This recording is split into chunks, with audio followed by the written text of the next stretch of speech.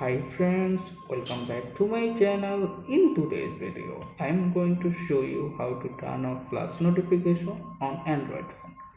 And the same process to turn off notification on another phone model. So let's get started. First, open the settings app. In the settings page, scroll all the way down.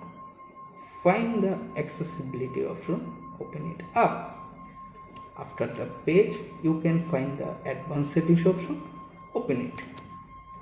Inside the menu, you can locate the flash notification option, click on it. Right now, flash notification option currently enabled. To disable it, simply tap on the camera flash notification, screen flash notification, and boom, you are successfully turn off flash notification on your phone. Thanks for watching.